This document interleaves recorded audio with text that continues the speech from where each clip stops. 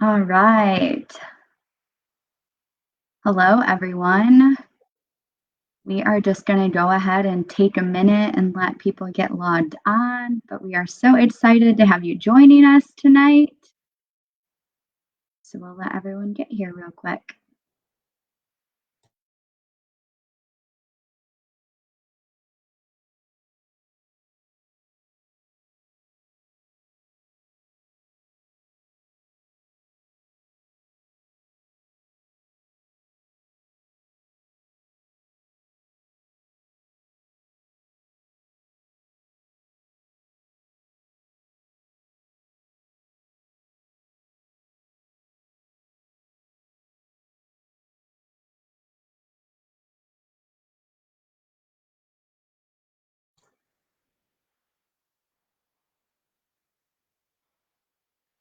It is the Thursday before some of us get a break for the holiday. I know people are probably just getting logged in and settled. So I'm going to go ahead and give us just one more minute and then we'll get everyone going.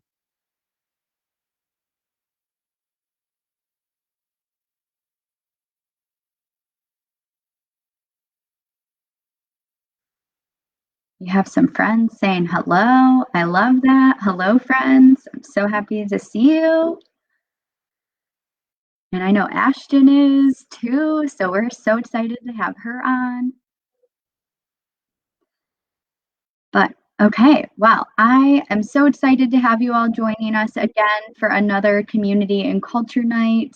My name's Erica. Nee has a meeting tonight, so he just let me host. So hopefully things go well. First time hosting on Be Live. I was joking with him and said that, I think I've hosted on just about every platform. So it was only fitting that 9 months in, I got the chance to try a new platform. So if there's any technical difficulties tonight, I can guarantee it's user error. And I apologize in advance. But, thanks for growing with me. Without further ado, I am going to bring on Ashton Chaffee, and Ashton is going to share with us a little bit more about her passion for wine and just kind of what her experience has been like studying that. So I'm going to bring her on right now.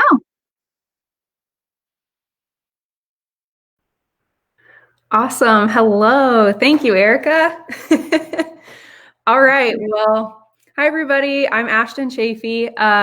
I run an Instagram account called the Wine MBA. And so I have really spent my quarantine learning about wine, which is a really fun thing to do when you're locked down and not allowed to go anywhere. We're at the point now where my UPS guy, my FedEx guy, does not ask for a signature. So it's going well. Before I get started, one small request is that if you do ask a question, can you please sign it with your name? Because it really stinks from this end that it just says Facebook user. So I don't know who you are. But I'm so glad that you're here because wine is obviously one of my favorite things to talk about. As I said in the post this morning, it is a super vast topic, right? Like there is no end to it. Wine has been made for centuries. Jesus made wine, so basically thousands of years here. So all that to say, learning about wine is fun. It's really challenging to become an expert. So I'm by no means an expert. I've been studying it for 9 months. But what I think we're going to talk about tonight, I know a couple of you asked some really good questions in the Facebook comments earlier. So I think kind of how we'll approach this is wine in the holidays themed. How do you bring it to a meal if you're getting together with any of your family? Or, even if you're doing it with just a super small group, how do you know what to bring to the table? How can you tell how to gift wine or what types of wine to give as presents and what to really look for when you're shopping? What's quality? What's not? Are you going to look cool when you give it to them? Or are they going to be like, what the heck is this? So we'll just touch, like I said, very lightly kind of on all of this. So as you have questions as I go through, just drop them in. So kind of to get started, the caveat that I always like to give is wine is a super personal experience, right? So, really, the main thing that they say in every course that I've taken is yes, there are rules or guides. Yes, there is a structure. Yes, there are common things that work really well together. Yes, there are common ways to describe different types of wine. But what it really all comes down to is your experience and your guest's experience. So, bottom line of what matters, do you like it? If you like it and if you enjoy it, then really there's not anything else to know unless you're curious and you want to learn. So just know that if you are making great memories, if you like the way it tastes, if you like the way that it works with your meal, all the rest of the pressure is off. That is all that matters. Wine is made to be enjoyed, and you can make some really incredible memories, with the people that you're with while you're drinking it. So, main point, if you like it, that is all that matters. But stepping aside from there, how do you figure out what wine to bring to a meal? So there are some pretty typical pairing constructs that you might want to keep in mind when trying to figure out, what type of wine would go with a certain dinner. If you have a dinner that is salty or fatty in any sort of way, you're in a really good spot because most wines are going to go with the meal. It might not be, a perfect pairing, but it'll taste really good because what salty food does is that it makes a wine seem fruitier and it makes a wine seem less tannic. So tannins are the part of red wine that make your mouth feel kind of like, it like kind of coats your teeth, kind of coats the inside of your cheeks. So sometimes those can be really harsh, right?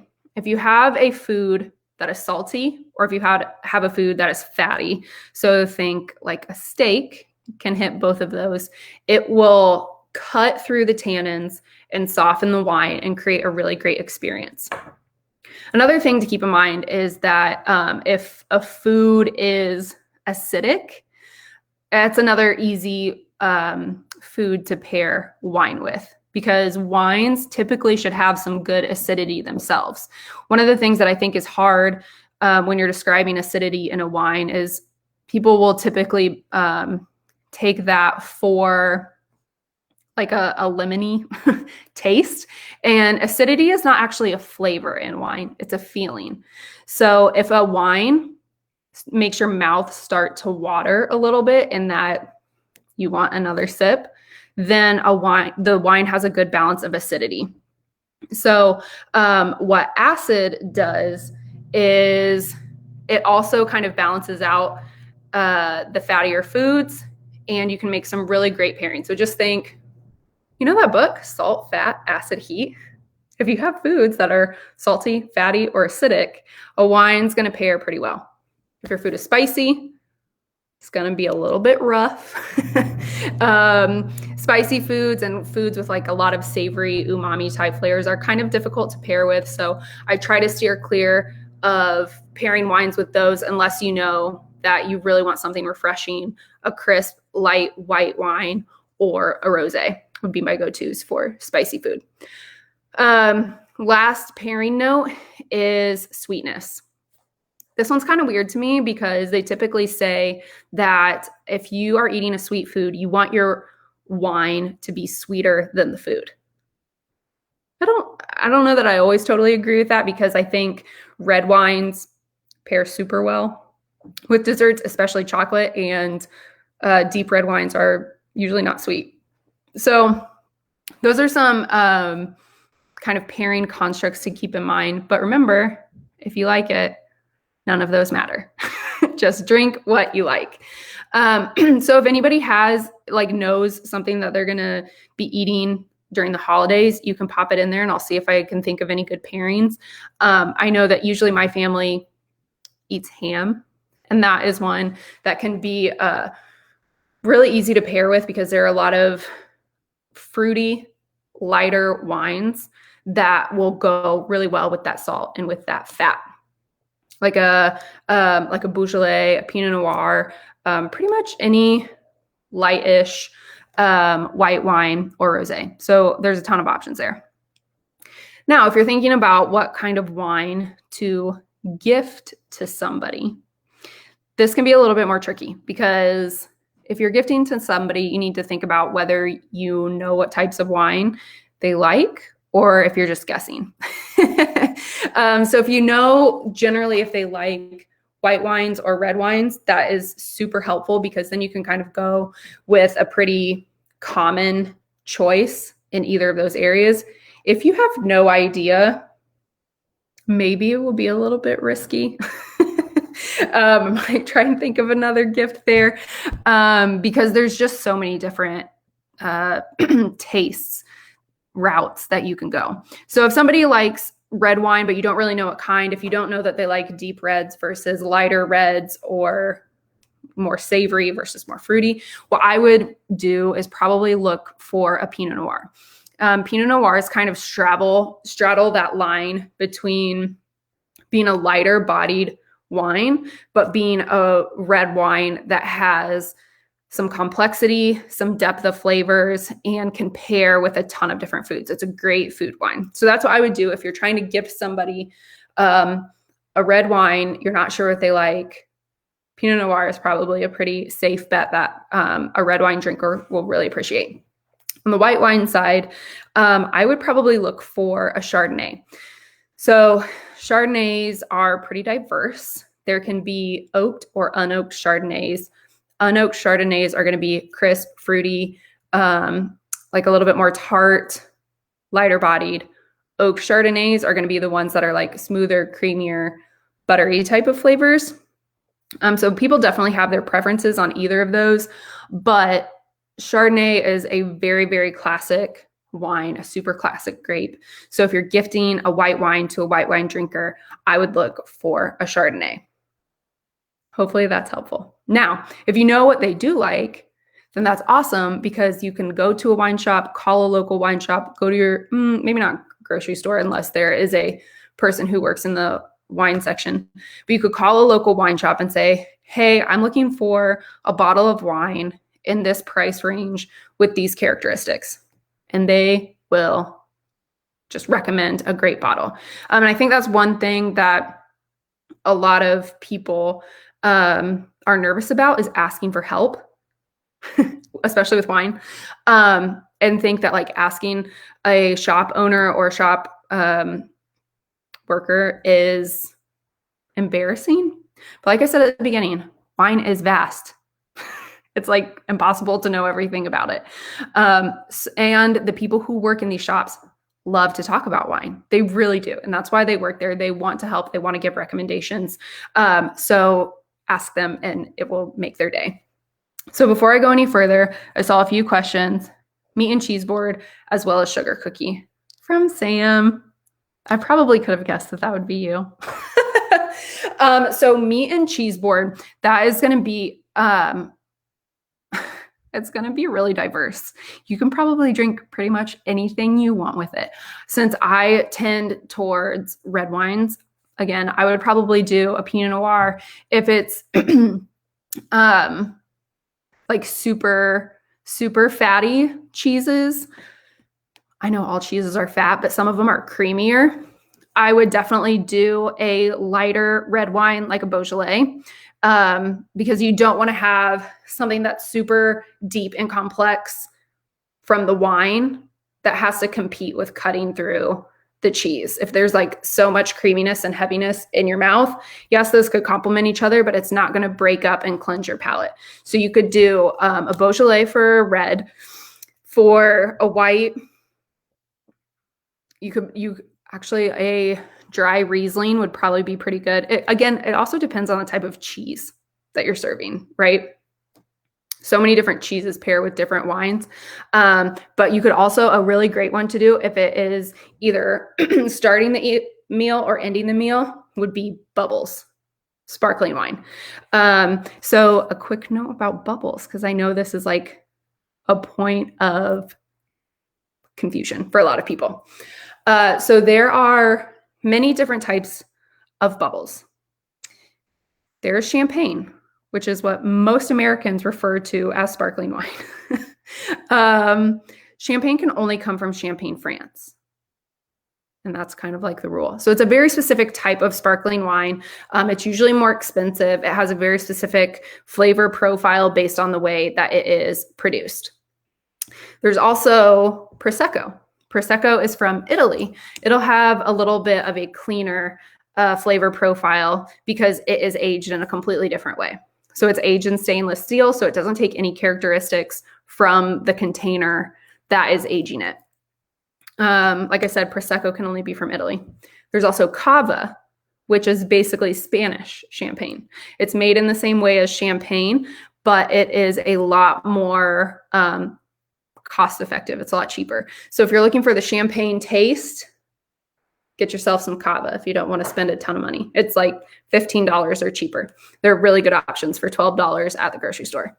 And then there's just sparkling wine, which is sparkling wine from America. So it can be made in the style of Prosecco. It could be made in the style of champagne, but it comes from the United States. So it has to be called, it can't use any of those names and will be called sparkling wine. So that is a great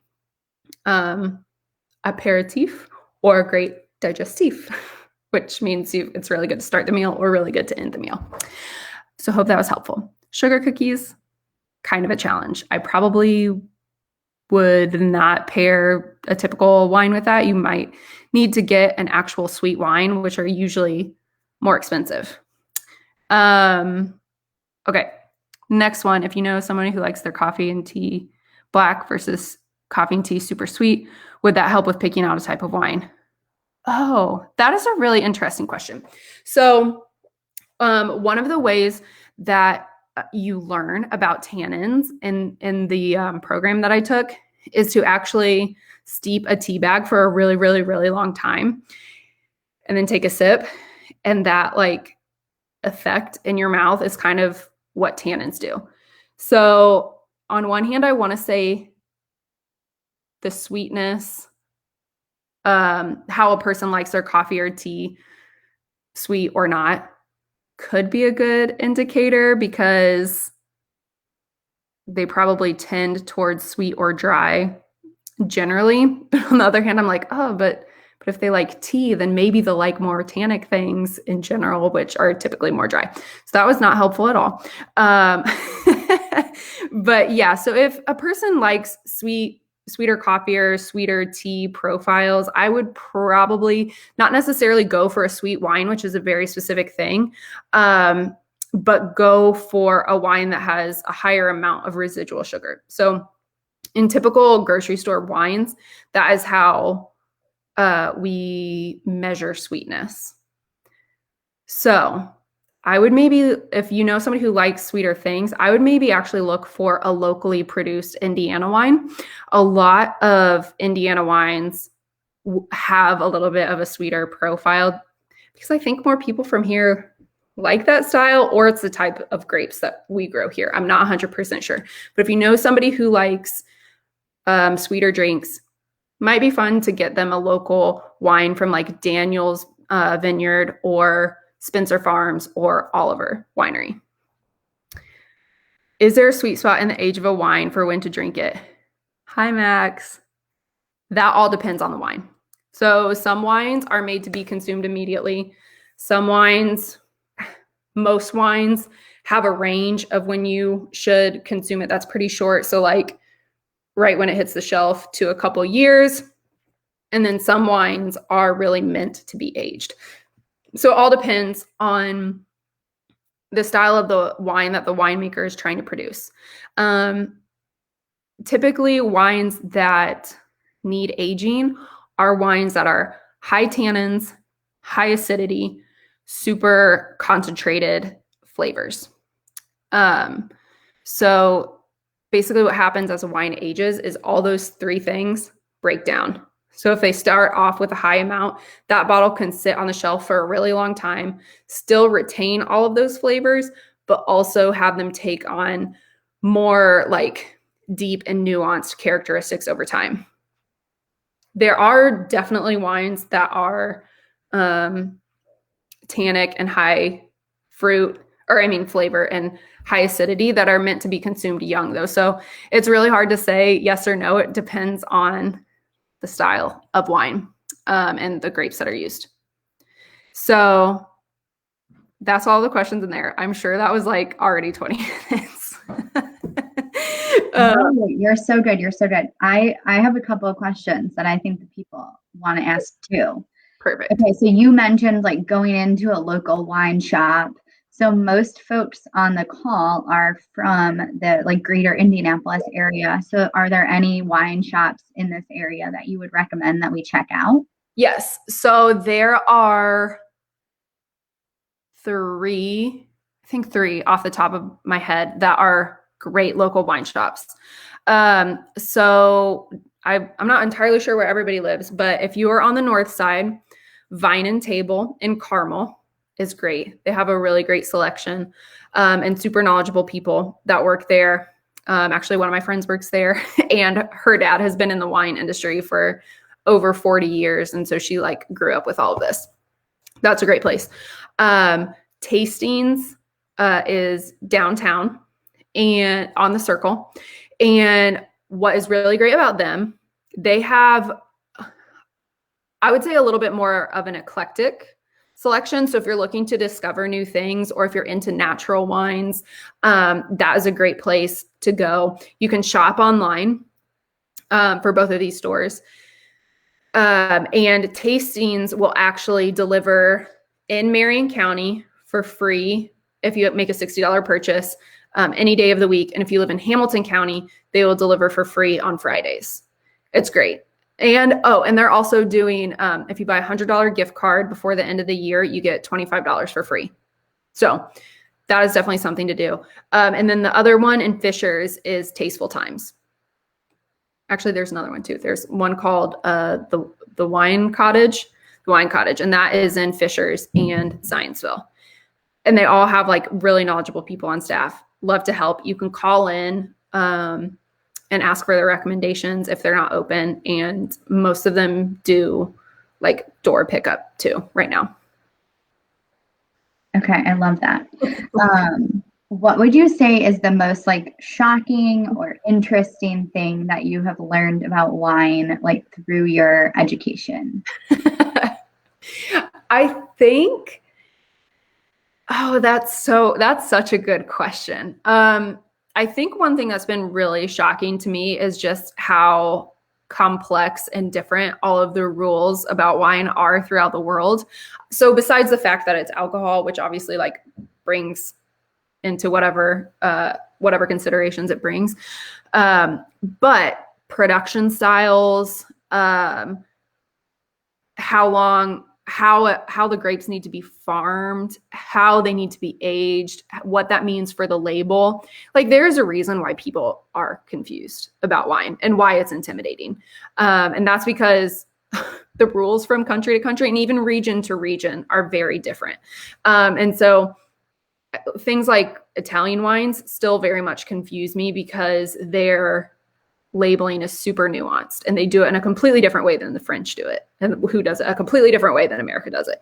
So I've been shocked about how different all of that is. But again, what that means is do not be afraid to ask if you have a question. I Google things all of the time. All of the time. I'm like, I don't know what that means. Like, what kind of blend is that? Am I going to like it based on those grape characteristics? Let me look it up. So just feel empowered to look things up and not feel silly for asking, because the people who you are asking do want to talk about it. So I love that. That's such a good piece of advice. Like they probably love the work that they're doing. And I'm sure like many of us, lots of people don't ask those questions because they feel nervous. So that's a great reminder for us. Okay, so I have one last question, and then we will get everyone who is interested to head on over to the Zoom so that we can kind of connect with you a little bit more and people can ask some questions personally. One thing that we like to ask everyone that we have on is, what does community mean to you?